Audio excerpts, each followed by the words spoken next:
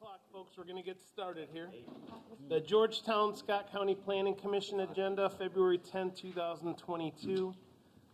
We do have a couple additions we're going to do first and foremost. We do have the sign-up sheet for the comp plan. So if you are interested in being contacted, name, address, and email, give that to Matt. He's got the sign-up sheet there in front. So please do that if you're interested. And the comp plan goes, we've really started, I guess, our first initial meeting, but it's going to take a good 9 months to a year. So it's really helping us decide on what we want here as a community. Is really what the comp plan's purposes are. So we've got that sign-up sheet there with Matthew. Resolution, we've got a resolution here, and we'll wait till Steve gets here then. So we'll jump right in. Under A, approval of the January invoices. I need approval or motion. I'll make a motion. Motion by Mrs. Singer. I'll second. Second by, was that Dan? Yeah. Dan Smith. All in favor say aye. Aye. Opposed? Motion carries. Approval of the January 13th, 2022 minutes. Need a motion. So move. Motion by Mr. Mifflin. Second by Dan Smith. All in favor say aye. Approval of the February 10th agenda. And there are a couple extra postponements I'll go over once we get to item D. I need approval for the agenda. Motion. Motion. I got a motion by Mr. Dewan. Second. Second by Mr. Vest. All in favor say aye. Aye. Opposed? Motion carries. Items for postponement or withdrawal. And we have a lot of them. So ZMA 2021-37, it's 1058 Paris Pike rezoning. That's being postponed. PDP 2021-44, the Penn Alley Townhomes, that is postponed. The PDP 2021-52 Enterprise Way is postponed. FSP 2019-45, the Bluegrass Campground is postponed. PDP 2021-53 Online Transport, that's a development plan for a 11,200 square foot maintenance office building and a 288,000 gravel storage area located at 656 Old Delaplane. That's also being postponed. The Butler property, BFSP-2022-02, final subdivision plat to subdivide one 5-acre lot, leaving a remainder of about 78 acres located at 1741 Bond Pike. That's postponed. And PSP 2022-05, Village of Lanes Run amended master plan, that is postponed. Did I miss anything, Joe? Okay, so that's what we've got of items for postponement or withdrawal. So I need a motion to accept those. So move. Motion by Mr. Mifflin. Second. Second by Mr. Garrett. All in favor say aye. Aye. Okay, opposed? Motion carries. For agenda, we've got a couple that are consent eligible. So FSP 2-2022-01 Graves property. It's a final subdivision plat to subdivide one 5-acre parcel from 98 acres parent tract located at 197 East Honaker Road. Is anybody here that wants to hear it or is opposed to it? If not, that's consent eligible, and we'll vote on that one. You want to do them one at a time? Yeah, we'll do one at a time. There's just two of them. Okay, if no one's here wants to hear it or opposed to it, I need a motion to approve the Graves property under consent. I'll make a motion. Got a motion by Mrs. Singer. Second. A second by Mr. Stone. All in favor say aye. Aye. Okay. The representative for the Graves property can step up and sign the documentation with Charlie. Next on the consent agenda is FSP-2022-03, the Grenolds property, final subdivision plat to subdivide one 5-acre parcel from a 13-acre parent tract located at 150 Crumball Road. Is anybody here opposed to this or want to hear this? Again, if you want to hear it or you're opposed to it, we'll hear it. If not, it's consent eligible. All right, I need a motion to approve this under consent. I move. Got motion by Mr. Stone, I'll second. a second by Mr. Smith. All in favor say aye. Aye. Anybody opposed? Motion carries. There we go. And then come on up here and sign the docs. Thank you. Uh-huh. All right, back up to old business. Whoops. What did I miss, Joe? Allegiance, consent. Oh, that's right. I'm sorry. Thank you for bringing that up. We do have one more that's consent. Thank you, Joe, for bringing that up. PDP-2022-04, American Legion Preliminary Development Plan for a 1,000-square-foot storage building located at 220 Connector Road. If you're here against that or want to hear it, we'll hear it. If not, again, it's consent eligible. No one wants to hear it or is against it. That's a good thing, I guess. So I need a motion for approval under consent. Wow, everybody. You got Mr. Mifflin's the first one I heard.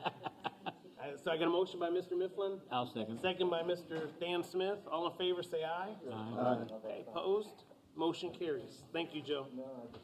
So jumping back up, we'll start from the top. Yeah, you know what? Let's do that. Where is that? Charlie? Charlie has it. Send that down for him? Yes, ma'am.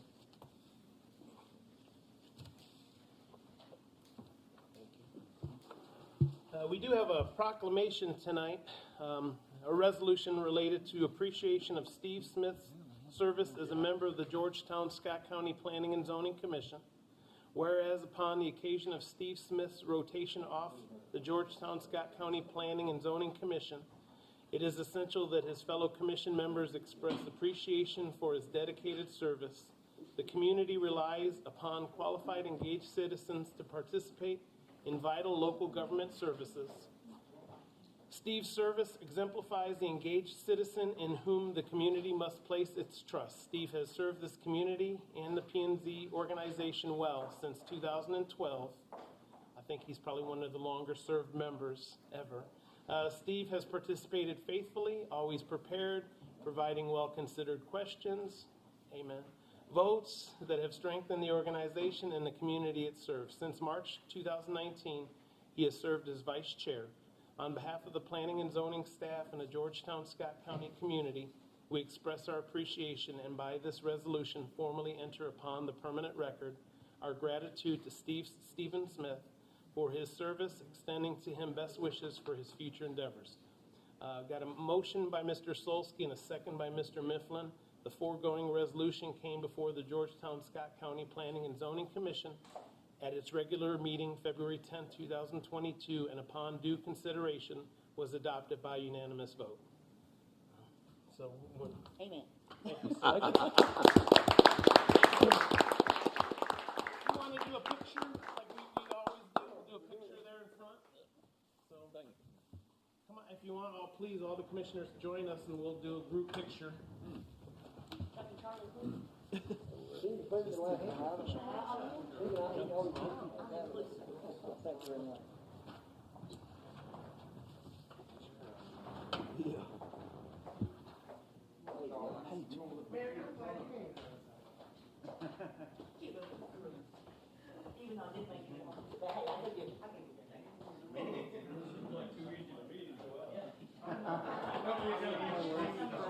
There you go. You got everybody in there, and you have to make people move up. Shouldn't have postponed that many applications, we would have had a bigger crowd for you. All right, everybody ready? Come on. Got it.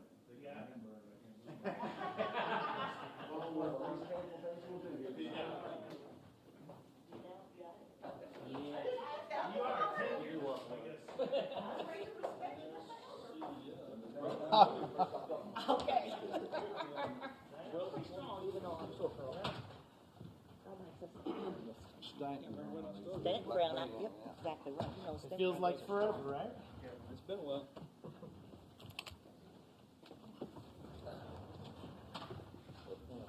Slide in there.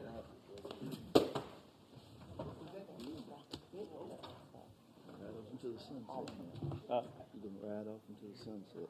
There'll be something else coming around the corner, I'm sure. So, thank you, Joe, Charlie, Maybe Board of Adjustment. Stephen, for your sometime. service. Good. Again, jumping in C, under old business, PDP-2021-45, Regal Springs preliminary development plan request for 112 dwelling units on 54.86 acres located north side of Frankfurt Road, east of Payne's Landing subdivision. Joe? Okay. This is a preliminary development plan request for a retirement community. You saw the zone change about 3 months ago. Real quick for the record, Rhett Shirley is absent tonight, just for the record. So this is a property that was rezoned to a R2 PUD and C1 conservation for the floodplain about came through Planning Commission about 3 months ago.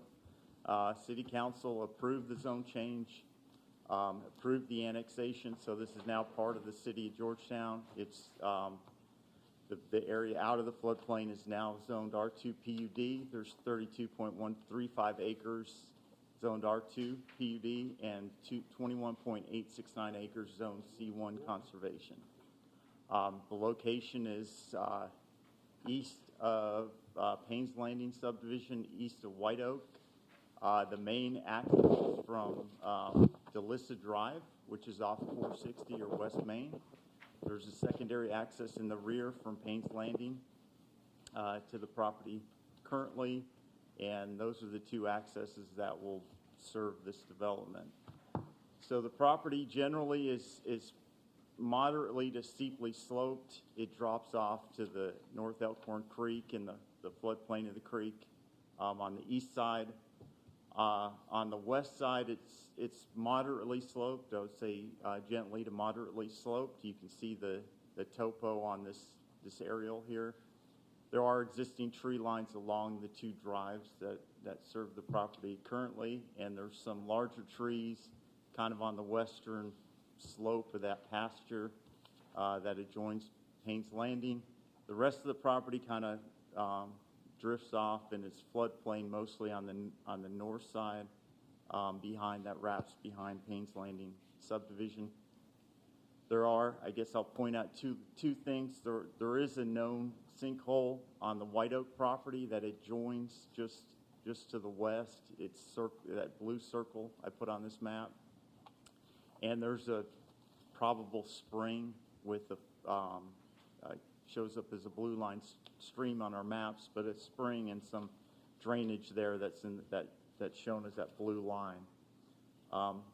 Other than that, there's a barn on the property. Currently, was used agriculturally for many years, and it's currently divided into 3 parcels that will be consolidated as part of this development.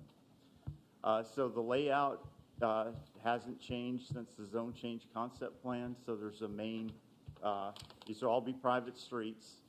So the main entrance at DeLissa, the drive follows the existing drive and kind of extends on the property above the floodplain, but just following the length of the property. And then there's one internal loop road on the west that goes kind of up that hillside.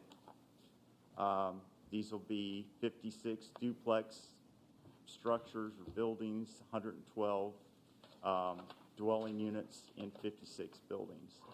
They're also proposing a clubhouse with a pool and a meeting room with some parking around it on at the DeLissa Drive entrance, a gated entrance, an 8-foot walking kind of off walking path connecting the clubhouse area to the other end, which they have some community garden plots.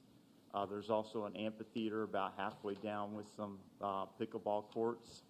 And then the rest of the streets will have sidewalks in front of the buildings themselves. And then again, private streets internally with a gate at the main entrance and a gate at the rear entrance to Payne's Landing.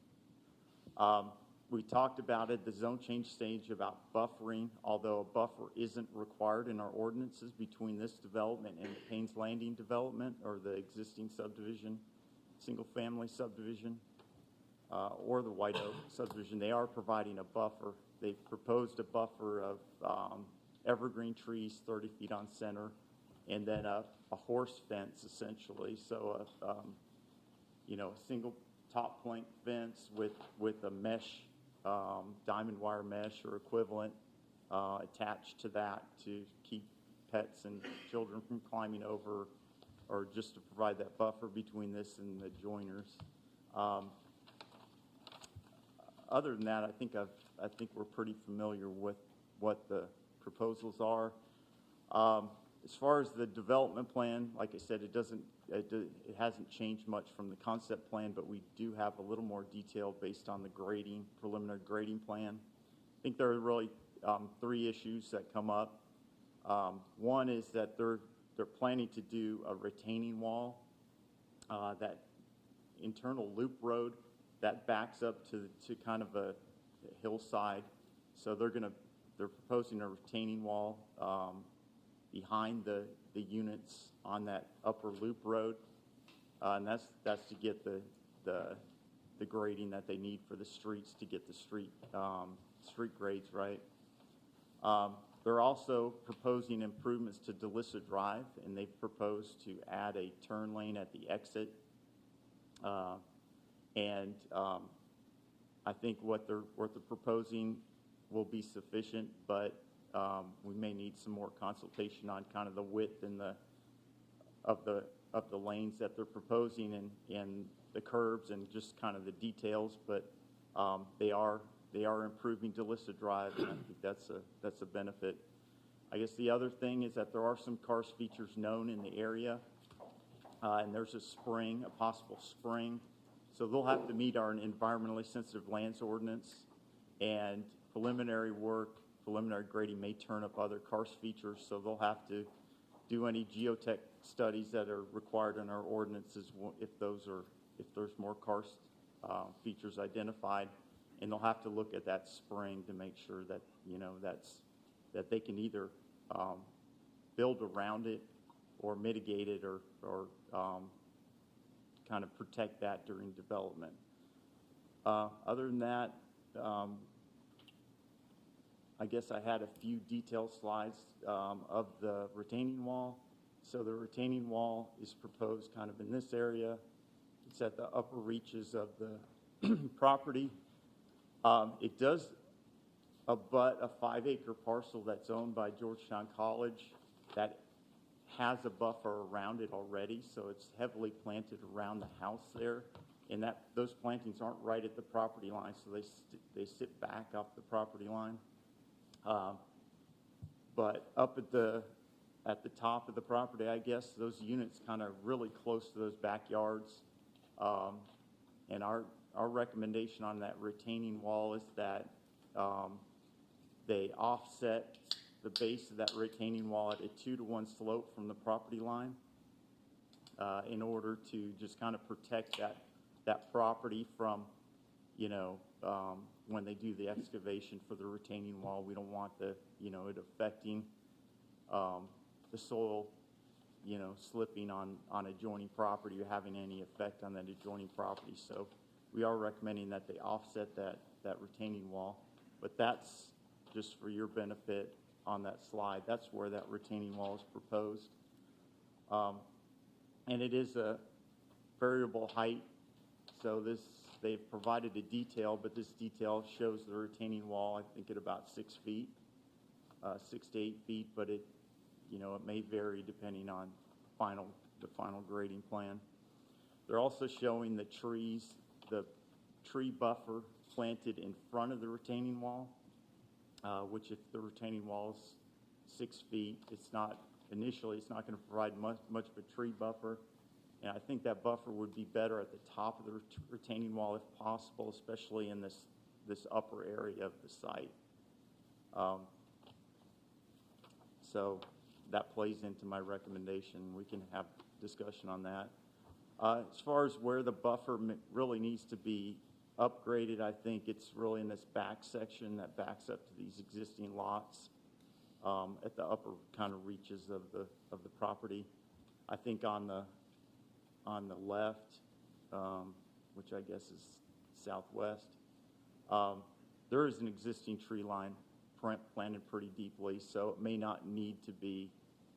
And I'm getting at this because we discussed it at workshop, that I'm recommending that they meet our buffer requirement in our landscape ordinance, if they're going to do a buffer, that they basically double it up and have those evergreens 15 foot on center rather than 30 foot on center.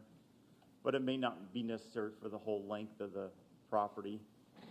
I think maybe just in these areas that are real close to existing houses, maybe they double it up or they beef it up. So that's this green area is kind of the main area. I think that the structures are kind of a little bit off the property line to the north, and it really drops off as you go further north on the property.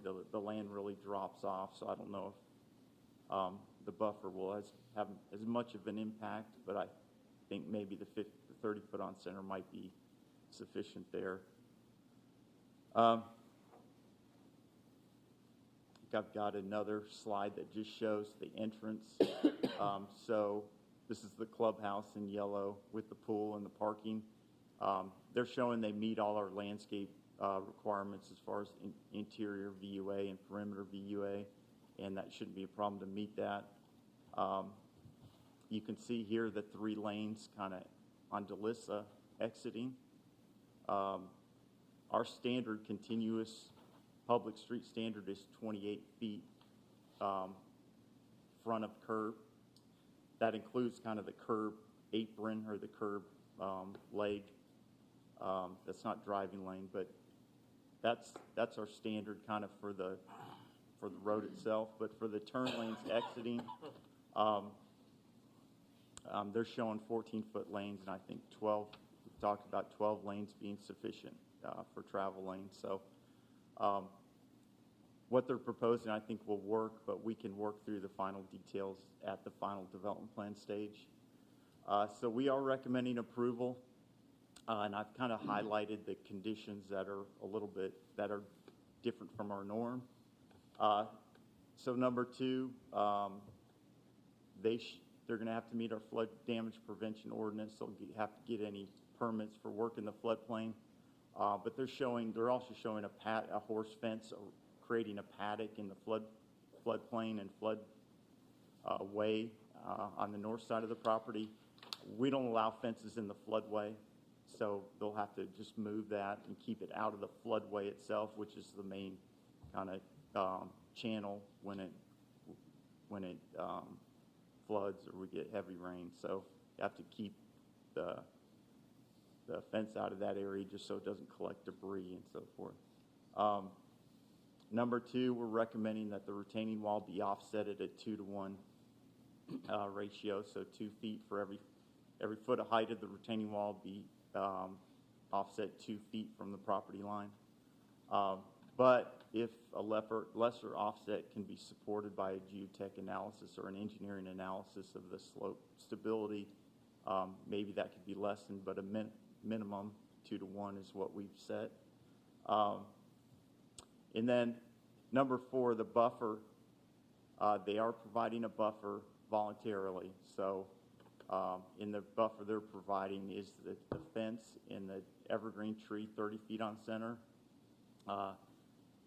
I've recommended that be increased to 15 foot on center or a double row 30 foot on center either way, but 15 foot on center plantings. I think, maybe there's some areas that have existing kind of screening already planted off-site that maybe that 15-foot on center isn't necessary. So I'm open for discussion on that, but I think that top area is probably needs it at a minimum. And then the DeLissa Road widenings will need to be reviewed and approved by the Planning Commission engineer and the city engineer just to make sure that the road is up to city standard. Other than that, just I guess the other one that's a little bit different is that the entry gates will need to be approved by the Georgetown Fire Department to make sure that they have the emergency access to the property. So we are recommending approval with those 12 conditions. Is the gate one of the, I'm looking at the, It's not, it's under do number we have to 10. add 13? Oh, it's under 10. Well, it's Oh, I see it. Yeah, final development, but if you want to spell that out specifically, you can. Yeah, that's good. Any questions for Joe? Before we bring the, anybody? Before we bring the applicant up, I do have one question. You mentioned trees in lieu of being either in front of the retaining wall or behind. You said on top of the retaining wall? Well, If you put Yep. it on top of the retaining wall. behind the retaining wall, yeah, Behind, by the, okay. yeah. Okay, because I was thinking Kinda if you put it behind on the top, retaining you wall can where have the root fence damage and is. stuff like that, potentially, so, okay. So thanks for clarifying. So, Joe, on top of that retaining wall, is that where the, existing trees are that you said are mature and kind of thick up through there anyway? Well, no, I think the existing trees that are tall, you know, fully mature are kind of where the structures are gonna be. If You mentioned a buffer on the Yeah. college property. Right. Those are pretty there set. are the old existing, Bevins property. there are existing trees in other areas, but back, if I can get back. They're set This pretty far doesn't back, see it aren't they, as- Joe? You can kind of see it here. There you go. You can see the shadows at the top. Those are existing trees. Those are off the property line, probably 30 or 40 feet. So it would be right where the structures kind of, there might be one that's away from where one of the duplexes would be. But there's also two drives that kind of come into the property. One goes to the old Bevins house. Right. That has trees lining it. I think some of those are off the property, so those would be maintained. Those would screen white oak. And then there's trees around the house that would screen. But up at the top, the only trees on the property are off the property line. They would be where the rows or the They're gonna be structures, taken out. they're gonna have to be taken out. Gotcha. Thank you. Any other questions for Joe? Thanks, Joe. Okay. So we'll bring the applicant up to speak. If we could, Mr. Chairman, get the. Yes, we do need to swear. Anybody who's going to speak, we do need to swear in. So if you're going to speak tonight, I know we only have a few, which is a good thing. Please stand up and raise your right hand, and Charlie will swear you in. Do you swear or affirm the statement you're to make tonight to be the truth, to the best of your information and belief? Thank you all. Thank you. And the applicant or if the attorney's speaking, okay.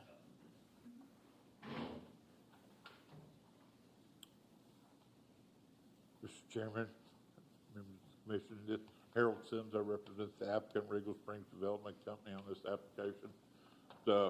Thank you for your time and attention, both previously and tonight.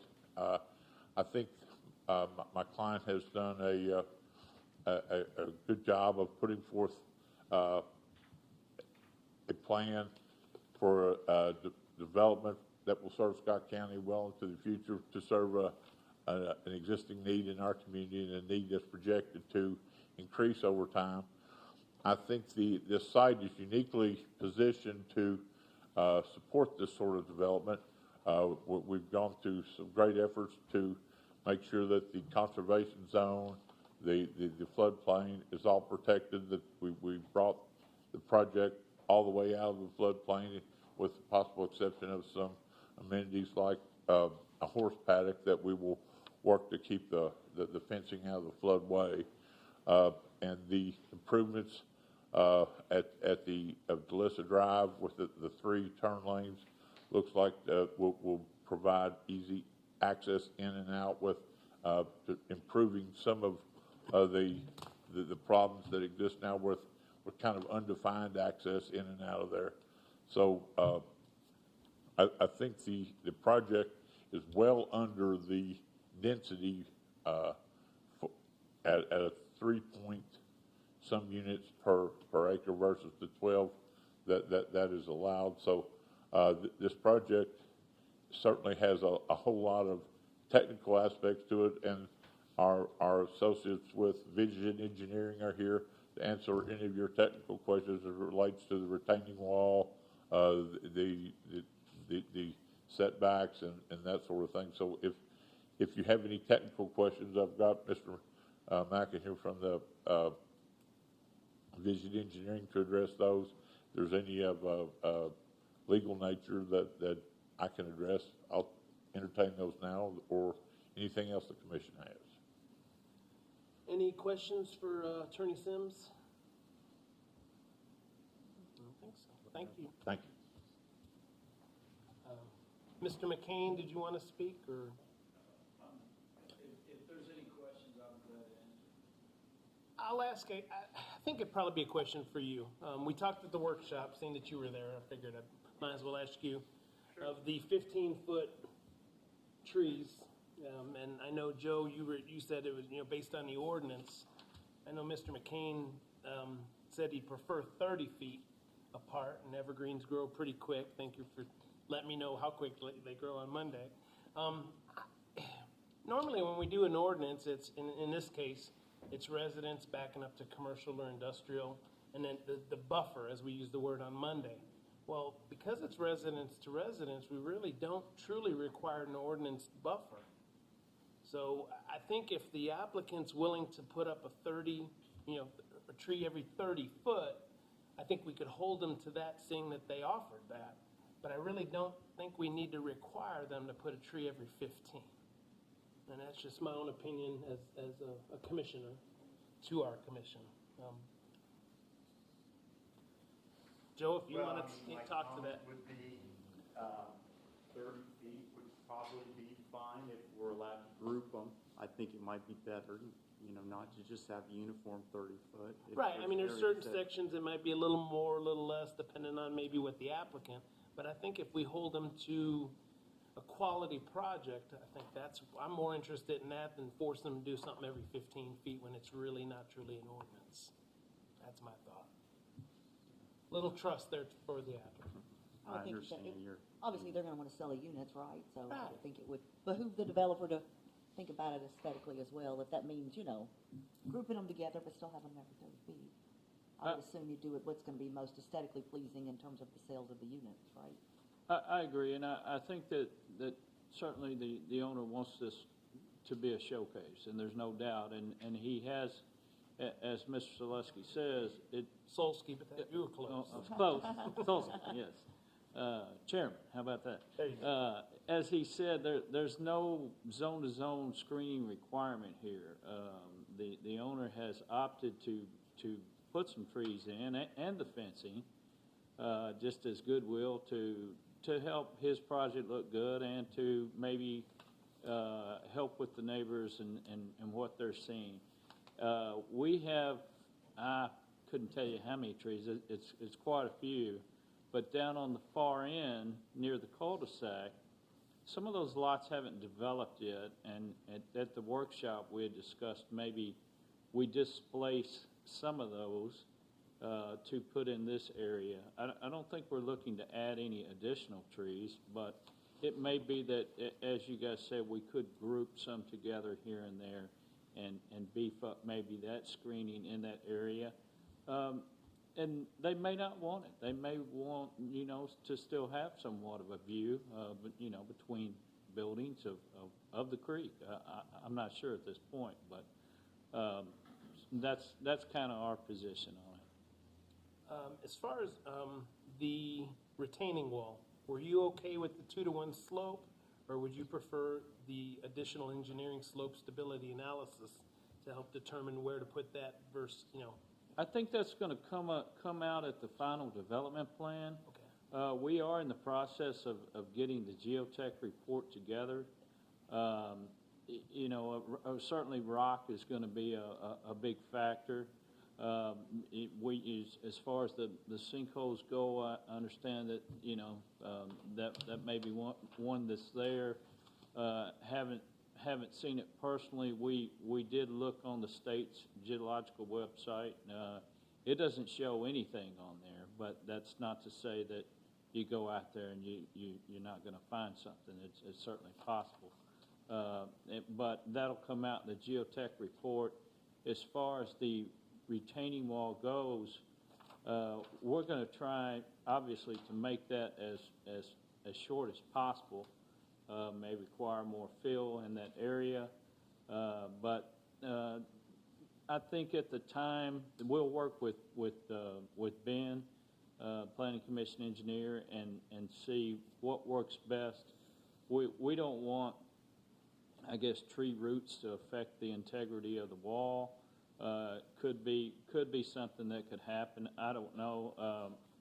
you certainly, you also, the walls that we use, usually with a wall, you either have tie back with fabric, or we're using the larger stones, so you don't necessarily have that, but, we don't have a big problem, putting them back there if it warrants it. But I think that if we wanted to do something different, we would certainly work with Ben and provide a slope analysis and, see what works best for the property. Other than that, you're okay with the rest of the conditions of approval? Yes, sir. Any questions for Mr. McCain? I just got should we look at, multiple species of evergreens? If you put all white pines in there and then you get that beetle that came through a few years ago and it kills them all out. Same thing with the, emerald ash borer a few years ago that killed out a lot of ash trees there. Should we have multiple species to kind of I certainly don't help think that that's not a bad idea. I think that's a great idea, and I generally try to do that on landscape plans, just to give it a variety and look as much as Yeah. anything. But you certainly, you could have one species that gets wiped out and then it kills them all. But I think that would be something that we're certainly willing to entertain. Thank you. Yes, sir. Hang on, we'll bring you up to because this is recorded, so we'll bring you up to the microphone so you can speak. Thank you. Anything else for Mr. McCain? Okay, thank you, Mr. McCain. Thank you. Ma'am, if you want to come up and speak. And we record it and have to put it in minutes, so please state your name and address for the record. Yes, it is Megan Peardo, and I'm 105 Swilcan Bridge Way. I just have a few concerns. In the rural cluster regulations, it says that a traffic study is supposed to be done if there's over 30 lots, and this is obviously over 30 lots. I understand that these are private streets that they are going to be putting in, but my concern is that they're not going to use the DeLissa Drive, they're going to use the Belvedere Park, and they're going to go through Payne's Landing. So both of the two exits will exit to Payne's Landing, which is already a neighborhood that's overpopulated. So my question to the commission would be, why is a traffic study not done for 112 or 114 residents that will be living in these duplexes? Okay, do you have another question? Yes. Okay. There's already mature trees that he showed in that picture. There's one tree line, and there's two that are in the center of the property, right before that driveway. So if you'll see right about here where that curves, well, you can see the shadow of that tree right there. That backs up to, I think, house number 222. There's mature wildlife in that. We've been told several different things of where the buildings will actually set back to. At first, they told us 25 feet. I think it says 50 or 100 in the cluster regulations, so we need some clarification on that. If they are going to be doing the buffering, there's houses that are all the way, and there will be houses built all the way back here. So are they going to do the farm fence and the buffering the whole length of the 114 units? Because there will be houses that can potentially see those units, or it will be in their backyard. Right. So I need to know if it's going to be 25 feet from my property line, or 50, or 100, or where the trees buffering is going to sit, because he said 15 to 30. I'm going to have 4 to 5 units back here, but I don't know. Each one is different, as you can see.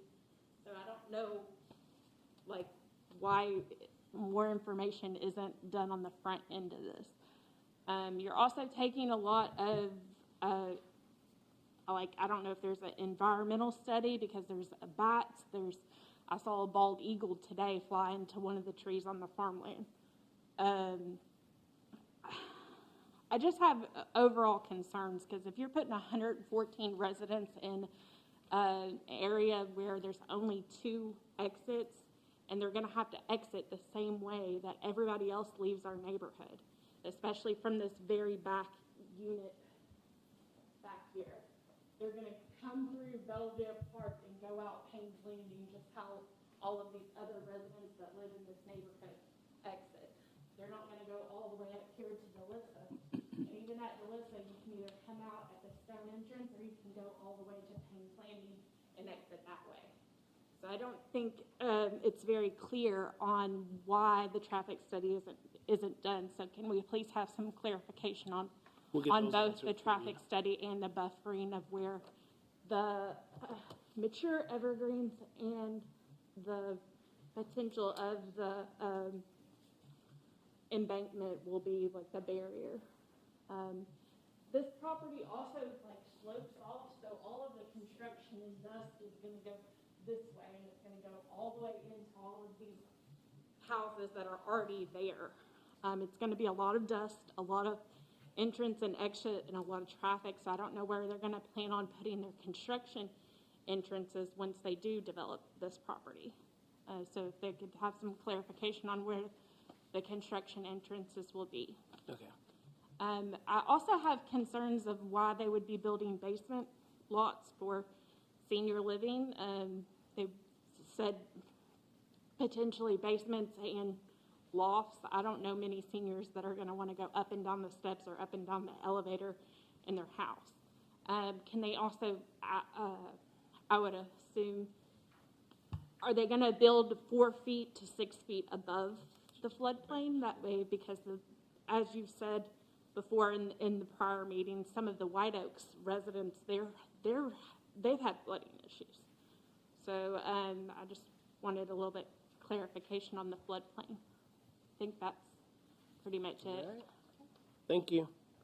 Mr. McCain, do you want to come up and address all those questions? Actually, before you do, Joe would do a traffic study. Do you want to answer that? Yeah, cluster regs are a little bit different. They have a different standard for when we require a traffic study, just because those are out in the county on rural roads, undersized roads. So essentially it just says cluster developments over 30 houses require a traffic study, and that's just to determine whether they need turn lanes in or out.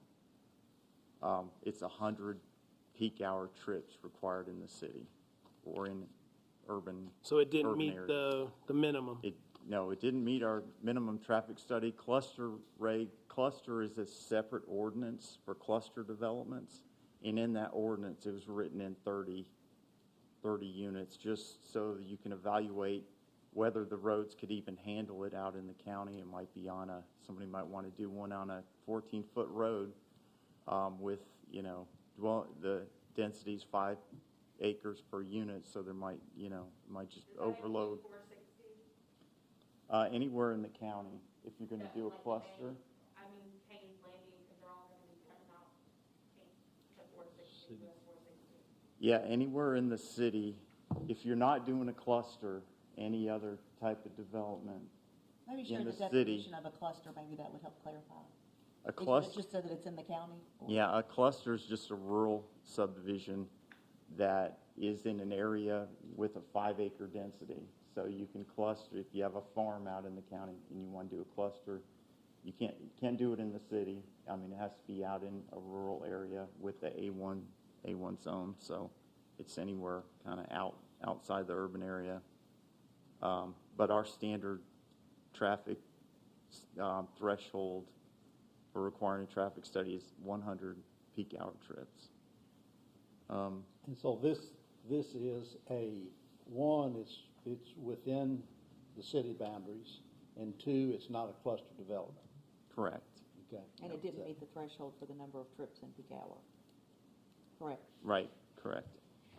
As far as the fence and the buffer, they're showing the fence 6 foot or 4 foot high farm fence with the top rail and a wire mesh the whole length of the property. And then the evergreen plantings are shown the whole length within 15 feet of the fence. So it'll be like a 15-foot landscape buffer inside the fence line where the plantings would be. It varies. I mean, the minimum setback's 25 feet, so they'll have to be at least 25 feet off the property line. Some of them are a lot more off the property line, so, I mean, it'll vary. But it'll be, the plantings will be within 15 feet of the property line, so the fence and the planting. The construction entrance, I mean, we can maybe put a condition in there that the construction entrance be on DeLissa, but I think that's the plan, that the construction entrance. I was going to be let from Mr. DeLissa. McCain answer that one. Okay. All right, thank you, Joe. Mr. McCain? Mark McCain from Vision Engineering, I didn't say that a moment ago. Just a couple of things to answer your questions.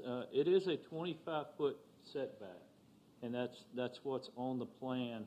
The building footprints, they're pretty much the same. There's going to be different detail on the buildings, but all of the building footprints that we show on this plan are all equally the same.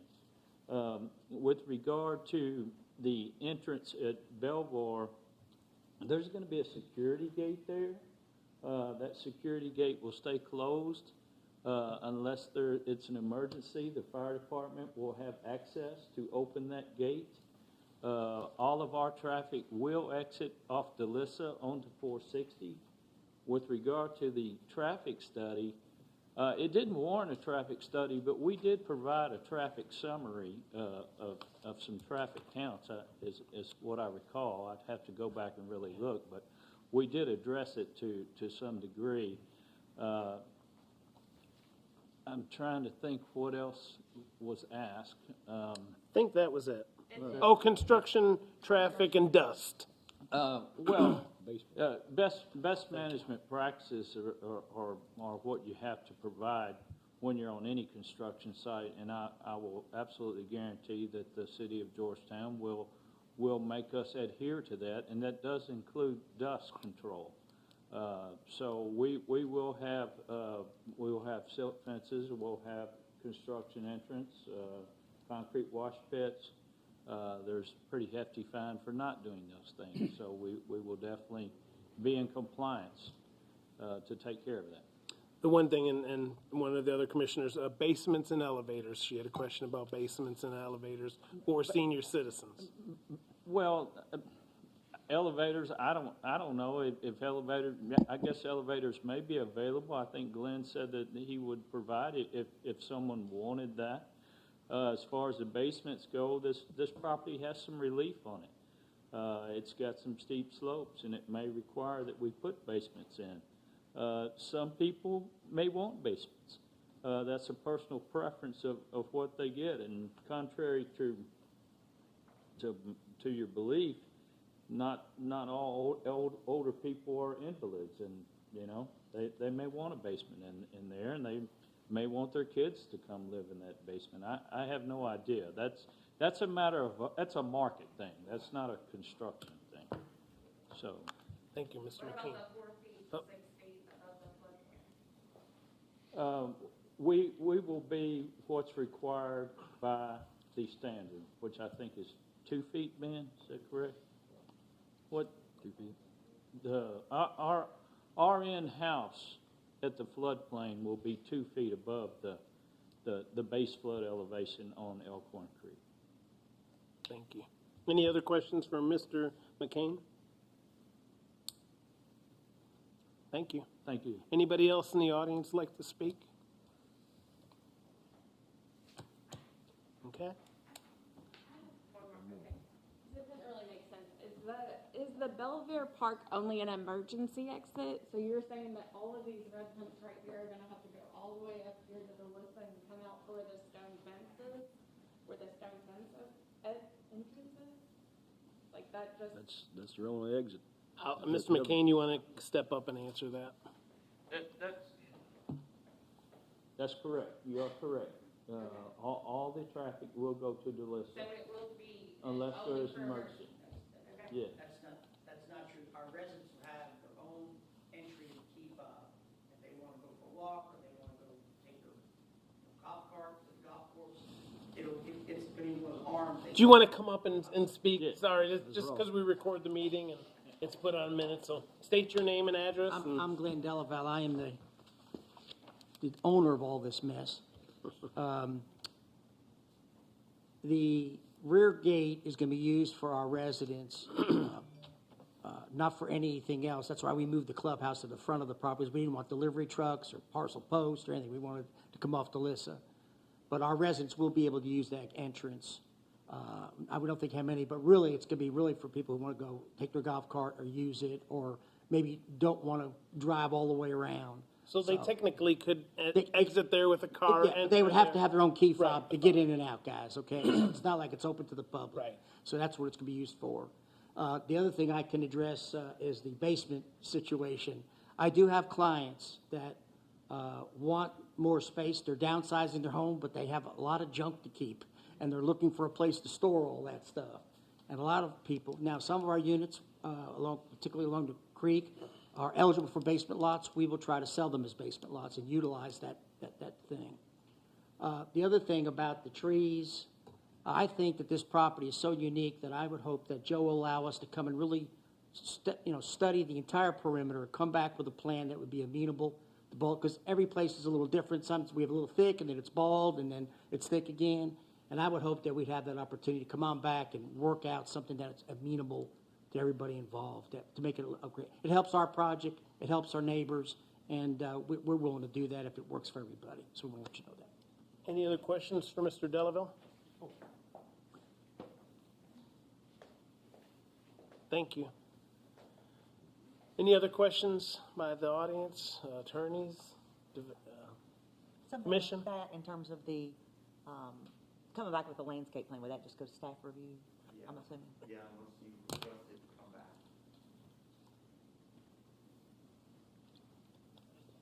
All right, if there's no more questions, comments, thoughts, concerns, I'll entertain a motion. Are there 12 or 13? There's 12 conditions. I was thinking we were gonna add one for the fire department, but that was actually number 10. I guess what would need to change on the condition 4, Oh, you said it would need yes. to change to 30 feet, but maybe Or change that they would come back for staff review of the final landscape plan, Yeah, 30 feet or equivalent with staff approval, allowed or something. and with staff approval of the final plan. Okay. I think I had 15 foot in there, so. Right, so we'd have to change it. So if you do make a motion, it would be to, of course, change number 4 to 30 feet. 30 feet. And then, if you wanted to come back to us, great. If not, I mean, staff could probably handle that. I don't think so. I guess the question is, do we want to put the requirement that they go back for staff review? Okay. Okay, well, Yeah, it okay, has to we go don't back to even need staff state that. review. Okay, got it. I'll make a motion for So- approval with the 12 conditions, So I've- changing condition number 4 to be, instead of the 15 feet, 30 feet or equivalent, and grouping as appropriate. So I got a motion by Mrs. Singer. Second. Second by Mr. Steve Smith. All in favor, because it's preliminary, we don't need to do a roll call, right, Charlie? Yes, sir, that's correct. We do need it, or we No, don't? no, Okay, you're so all in correct. favor, say aye. Aye. Anybody opposed? Motion carries. Thank you. So you can go ahead and step up to Charlie and sign the documents. The only other thing I think I've got on the agenda, well, yeah, short-term rental ordinance and zoning. Do we have any updates on that? No, that's still kind of out of our, at this point, we need to meet with the city. There were some changes recommended, but they had to do with Revenue Commission and other agencies. Gotcha. So we need to figure that out for next time. I did have one thing. Yes. Elise has reached her 6-month, she's completed her 6-month probation. So I'd like to Sounds so get, severe, probation. it's It does. conditional to get a vote to accept If a probation her officer as a full-time employee, so I'd like to see if I So can I need do a that. motion to accept Elise as a full-time employee. I'll make the motion. A motion by Mrs. Singer, second by Dan Smith. All in favor, say aye. Aye. I oppose. She didn't hear me. She she didn't need you. There you go. Now that it's official, Joe's gonna get a women's side restaurant. I did, so you'll have to come in. So I think, Well, the next workshop, I'll make sure to use it. Our news graphic reporter was a little late. We actually did a proclamation for Steven's last And took a days picture. today, and took a picture. So if you'd like to get the picture, I think it'd be Joe a had nice little, maybe a little picture in the paper. And other than that, maybe I need a motion to adjourn. So moved. All right. Second. And second by Ms. Singer.